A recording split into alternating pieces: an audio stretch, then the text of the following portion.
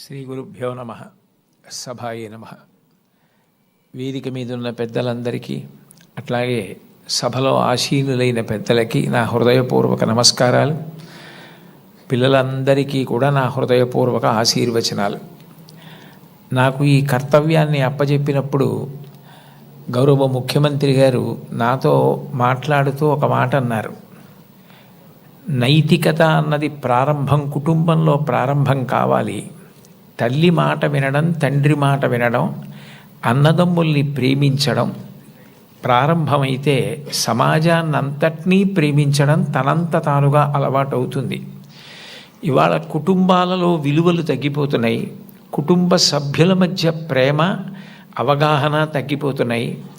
కాబట్టి మీరు విద్యార్థులను ఉద్దేశించి ప్రసంగాలు చేసిన, ఆధ్యాత్మిక ప్రవచనాలు చేసిన ఈ విషయాన్ని దృష్టిలో పెట్టుకుని కుటుంబ విలువలు పెరగడానికి దోహదపడేటట్టుగా మీ ప్రసంగాలు చేయవలసింది అని కోరారు. ఇది మొట్టమొదటిసారి ప్రభుత్వ పక్షాన జరుగుతున్నటువంటి విద్యార్థుల సమ్మేళనం కాబట్టి నాకు ఎవరు ఈ కర్తవ్యాన్ని అప్పచెప్పారో వారు నాకు చేసిన సూచనని నేను ఔదల దాల్చవలసి ఉంటుంది. కాబట్టి వారు చేసిన సూచనతోటే నా ప్రసంగాన్ని ప్రారంభం చెయ్యాలి అని నేను అనుకున్నాను. కుటుంబం అనేది భగవంతుడు మనకిచ్చిన గొప్ప వరం. తల్లి కడుపున పుడతాం. నిజానికి ఈ తల్లి కడుపున పుట్టాలి అని ఎవరు నిర్ణయించుకోరు. అమ్మ కడుపులో కటిక చీకట్లో తల కిందకి కాళ్ళు పైకి పెట్టి 9 నెలలు పెరిగిన తరువాత తాను విసర్జించిన మలమూత్రములలో ఉంచి పుట్టినటువంటి క్రిమికీటకములే కోమలమైన తన శరీరాన్ని కొరుకుతుంటే బాధపడలేక చిట్ట చివరికి ప్రసవమై తల్లి కడుపులోంచి బయటికి వచ్చినటువంటి శిశువు ఒక్కసారి 6 అడుగుల ఎత్తు ఉన్నటువంటి పెద్ద పెద్ద ఆకారాలు, దీపాలు, కాంతి, దానికి తోడు మాటలు ఇవన్నీ వినపడి శరీరావయవములు పనిచేయడం ఆగిపోయి మూత్రపిండాలు, గుండె మొదలైనటువంటివి కూడా ఆగిపోయే పరిస్థితి ఏర్పడితే అప్పుడు అమ్మ తొలి దైవమై ఆమె యొక్క స్థలము నుండి కోలోస్ట్రం అనబడేటటువంటి పసుపు పచ్చటి ఎరుపు రంగులో ఉన్న ముద్ద, ఒక ద్రవం విడుదలవుతుంది. అది భగవంతుడు పెట్టినటువంటి ఒక గొప్ప వ్యవస్థ.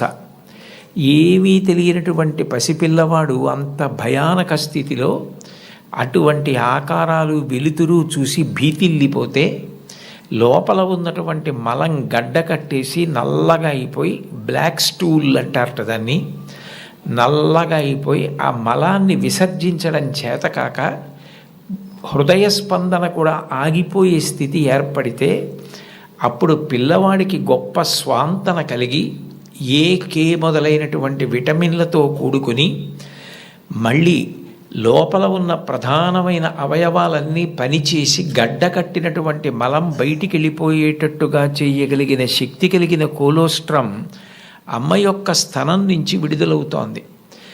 ఈ మాటలు నేను చెప్పట్లేదు.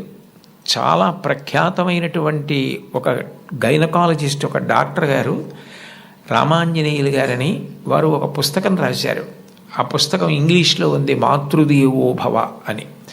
ఆ పుస్తకంలో ఆయన వైద్యశాస్త్రాన్ని స్త్రీకి అన్వయం చేసి అసలు స్త్రీ అన్న ప్రాణి లేకపోతే ఈ సృష్టి లేదు, ఒకవేళ సృష్టి జరిగినా నిలబడే అవకాశం లేదు.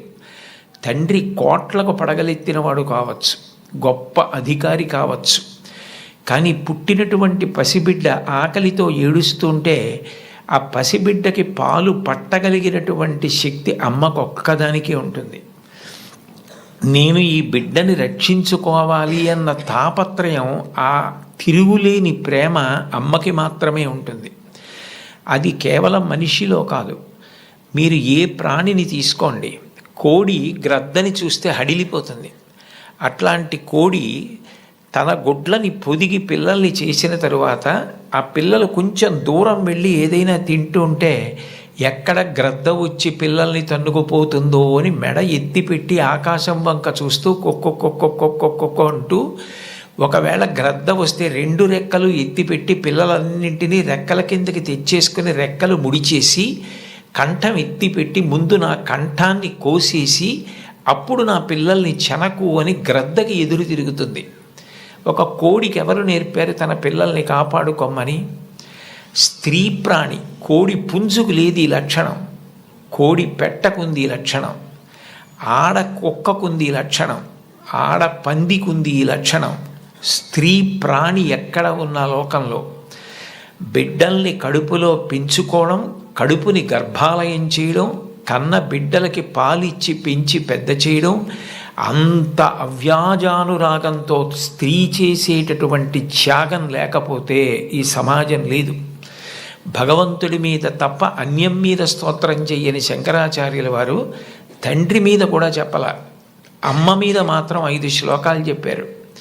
5 శ్లోకాల్లో ఒక శ్లోకంలో అంటారు, ఆస్తాం తావదీయం ప్రసూతి సమయే దుర్వార శూలవ్యధ నైరుచ్యం తనుశోషణం మలమయీ శయ్యాచ సంవత్సరి ఏకస్యాపి నగర్భభారణ భరక్లేశస్య యస్య క్షమః దాతుం నిష్కృతి ఉన్నతోపి తనయత్తస్యై జనన్యై నమః అంటారు. 9 నెలలు కడుపు పెద్దదై వికారమును పొంది తాను వంగలేక పని చేసుకోలేక తిందామంటే ఆహారం సహించక ఎంతో కష్టపడి తాను మరణ సదృశమైనటువంటి వేదన పొంది అన్ని నిప్పులు పడి బిడ్డని ప్రసవించి ఆ బిడ్డకి పాలిచ్చి పెంచి పెద్ద చేసి ఏడాది పాటు చలికాలం లేదు, వర్షాకాలం లేదు, మంచంలోనే మలమూత్ర విసర్జన చేస్తే ఆ మలమూత్రములను తుడిచి కడిగి బిడ్డని రక్షించి తాను ఉపవాసాలు చేసి చిట్ట చివరికి అవసరమైతే పిల్లవాడు ఎంత పెద్దవాడైనా వాడికి ఏదైనా కించిత్ అనారోగ్యం కలిగిందంటే భయం వేసినటువంటి మనసుతో నా ఆయుర్దాయం కూడా నువ్వే పోసుకొని బ్రతుకని అనగలిగినటువంటి వ్యక్తి ప్రపంచంలో ఉంటే అది అమ్మ ఒక్కతే.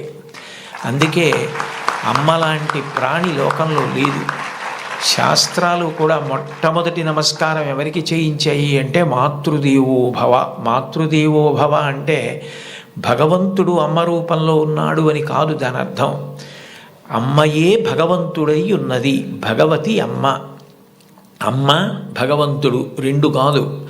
ఎందుకనంటే ప్రాణం పోయేటప్పుడు కూడా ఎక్కడ కొడుక్కి ఇబ్బంది కలుగుతుందోనని కొడుక్కి ఇబ్బంది కలగకుండా వాడికి ఏ విధమైనటువంటి క్లేశము పొందకుండా తాను వెళ్ళిపోవాలని తల్లి కోరుకుంటుంది.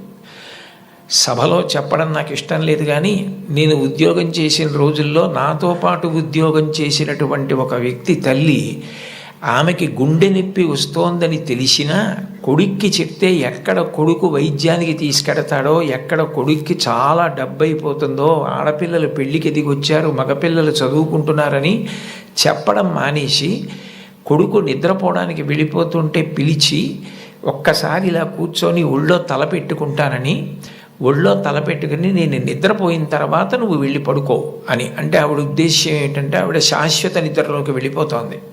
ఆ కొడుకు ఒళ్ళో తలపెట్టుకుని పడుకుంటే కొంతసేపటికి తల్లి కదలటం లేదని వాడు కదిపి చూస్తే తల్లి శరీర త్యాగం చేసేసింది. ఆ తర్వాత తెలిసింది, తన భార్య చెప్పింది, కొంచెం గుండెల్లో నొప్పిగా ఉందమ్మా, బరువు పని చేయలేకపోతున్నాను, కానీ వాడికి మాత్రం నువ్వు చెప్పకు సుమా అని ఒట్టేయించుకుందట కోడలతో. అది తల్లి అంటే. అమ్మ అంటే అంతటి ప్రేమైకమూర్తి. అమ్మ లాంటి వ్యక్తి జీవితంలో ఇక దొరకదు. జీవితంలో అన్నిటికన్నా పెద్ద నేరం ఏమిటంటే అమ్మకి చెప్పలేము అన్న పని మనం చేయడమే. ఏ పని మనం చేస్తామో అది అమ్మకి చెప్పగలగాలి. మీరు ఏ పని చెయ్యండి, ఇది అమ్మకి నేను చెప్పలేను అన్న పని మీరు జీవితంలో ఎప్పుడూ చెయ్యకూడదు. భగవంతుడెంతో అమ్మ అంతే. మీరు మహాత్ములైన వారి ఎవరి జీవిత చరిత్ర పరిశీలించండి. అమ్మకి నమస్కారం చెయ్యకుండా, అమ్మ గొప్పతనం చెప్పకుండా లేరు. ఈ రాష్ట్రానికి ముఖ్యమంత్రి చేసినటువంటి ప్రాతస్మరణీయులు టంగుటూరి ప్రకాశం పంతులు గారు తన జీవిత చరిత్రలో వ్రాసుకున్నారు. తాను మిడిల్ స్కూల్లో ప్రవేశించినప్పుడు 3 రూపాయలు జీతం కట్టలేకపోతే 25 మైళ్ళ దూరం నడిచి వెళ్ళి వాళ్ళ బావగారిని అప్పడిగితే ఆయన దగ్గర కూడా డబ్బు లేకపోతే మళ్ళీ 25 మైళ్ళు వెనక్కి తిరిగి వచ్చి, అమ్మ అప్పు దొరకలేదు, బావగారికి దగ్గర కూడా లేవుట, నేను చదువు మానేస్తానంటే అప్పటికి ఆ తల్లికి ఉన్నది ఒకే ఒక్క పట్టు చీర. ఆ పట్టు చీర పట్టుకెళ్ళి ఆ రాత్రికి రాత్రి తాకట్టు పెట్టి ఆవిడ ఆ డబ్బు పట్టుకొచ్చి చదివిస్తే ప్రకాశం పంతులు గారు బ్యారిస్టర్ అయ్యి రాష్ట్రానికి ముఖ్యమంత్రి అయ్యారు. ఆయన తన జీవిత చరిత్రలో అమ్మ గురించి అంత గొప్పగా వ్రాసుకున్నారు. ఏపీజే అబ్దుల్ కలాం గారు, ఆయన పేరు చెప్తే పిల్లలు పరవశించిపోతారు. కాకినాడలో ఒకసారి నేను గోశాలకు వెడుతుంటే సాయంకాలం వేళ పిల్లలు స్వచ్ఛందంగా, అదేం ఎవ్వరూ నిర్వహించింది కాదు, వాళ్ళంతట వాళ్ళుగా బయటికి వచ్చి కొవ్వొత్తులు పట్టుకుని ఎడుతున్నారు కొంతమంది. నాకు ఏమిటి ఇక్కడ ఏమీ కనపట్టలేదు, ఇక్కడ ఏమీ నినాదాలు లేవు, నడిపిస్తున్న వాళ్ళు లేరు, పిల్లలు ఎందుకు కొవ్వొత్తులు పట్టుకుని వెళ్తున్నారని నేను వాళ్ళని అడిగాను, ఏమ్మా ఎందుకు ఎడుతున్నారని. మహానుభావుడు అబ్దుల్ కలాం గారు శరీరం విడిచిపెట్టేశారండి, అందుకని కొవ్వొత్తులు పట్టుకుని ఎడుతున్నా ఉన్నారు. నేను ఈ మధ్య కాలంలో ఒక నాయకుడు వెళ్ళిపోతే, ఒక వ్యక్తి మరణిస్తే పిల్లలు స్వచ్ఛందంగా కొవ్వొత్తులు పట్టుకుని వెళ్ళడం చూసింది అబ్దుల్ కలాం గారి విషయంలో చూశాను. అటువంటి అబ్దుల్ కలాం గారు వింగ్స్ ఆఫ్ ఫైర్ అని ఇంచుమించు తన జీవిత చరిత్ర ఆ పుస్తకంలో వ్రాసుకున్నారు. రెండో ప్రపంచ యుద్ధ సమయంలో గోధుమలు రేషన్లో దొరుకుతున్నటువంటి రోజుల్లో అమ్మగారు రొట్టెలు ఒత్తి పిల్లలందరికీ పెడుతుంటే అందరి తలో 4 రొట్టెలు తినాలి. ఆ రోజు రొట్టె కూర బాగుందని కలాం గారు ఇంకో రొట్టె వేయి, ఇంకో రొట్టె వేయి అని తిన్నారు. అప్పటికి చిన్నవారు, చదువుకుంటున్నారు. ఇంకో రొట్టె వెయ్యని తినేస్తే అన్నగారు వచ్చి, నువ్వు రొట్టెలు ఎక్కువ తినేశావు, రెండో ప్రపంచ యుద్ధం జరుగుతోంది, రేషను గోధుమలు దొరకట్లేదు, అమ్మకి రొట్టెలు లేవు, నీకు పెట్టేసింది, అలా తినచ్చా అన్నారు.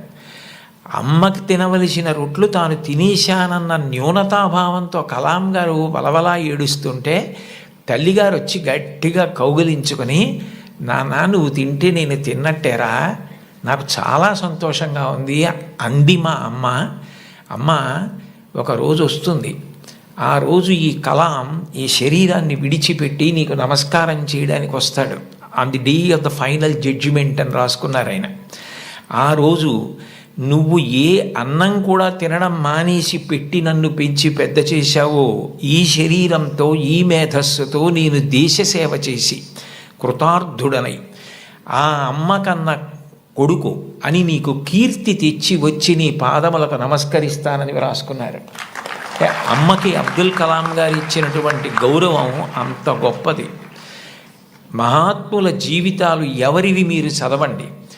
అంతవరకు ఎందుకు, మీ అందరికీ తెలిసిన్నటువంటి వ్యక్తి నోరి దత్తాత్రేయుడు గారని, ఇవాళ ప్రపంచ ప్రఖ్యాత క్యాన్సర్ స్పెషలిస్ట్, ఒకప్పుడు భారతదేశానికి రాష్ట్రపతి పదవి నిర్వహించినటువంటి వ్యక్తి, మాన్యులు శ్రీ నీలం సంజీవరెడ్డి గారికి క్యాన్సర్ వస్తే వారే ఆ వైద్యం చేసి ఆ వ్యాధి పోయేటట్టు చేశారు. ఆయన చిన్నతనంలో పడిన కష్టాల గురించి ఆయన వ్రాసిన పుస్తకం చదివితే ఆశ్చర్యం వేస్తుంది. వాళ్ళ అమ్మగారు పడ్డ కష్టం, ఎంత కష్టపడి ఆయన్ని పెంచి పెద్ద చేశారో, ఆయన విదేశాలు వెళ్ళి అంత పెద్ద క్యాన్సర్ స్పెషలిస్ట్ అయిన తర్వాత ఆయన చేసిన మొదటి పని ఏమిటంటే, మా అమ్మ ఒంటి మీద బంగారపు నలుసు లేకుండా అమ్మి మమ్మల్ని పెంచి పెద్ద చేసింది, ఆ అమ్మకి 2 బంగారు గాజులు కొంటే నా జీవితం ధన్యమని గాజులు కొనుక్కుని విదేశాల నుంచి వచ్చి అమ్మ చేతులకి తొడిగి ఆనంద బాష్పాలు కార్చారు. ఈ జాతి మొదటి లక్షణం అమ్మని గౌరవించడం. మాతృదేవో భవ. మీరందరూ పిల్లలు, మీరు నేర్చుకోవలసిన మొట్టమొదటి నియమం ఏది అంటే అమ్మని గౌరవించడం నేర్చుకోండి. అమ్మకి నమస్కారం చేయండి. మీరు పాఠశాలకి వచ్చేటప్పుడు అమ్మకి నమస్కారం చేసి రావడం మీకు అలవాటైతే, మీ అమ్మగారి కన్నా మీకు అత్యంత ప్రేమతో ఆశీర్వచనం చెయ్యగలిగిన వ్యక్తి ఈ సృష్టిలో వేరొకరు ఉండరు.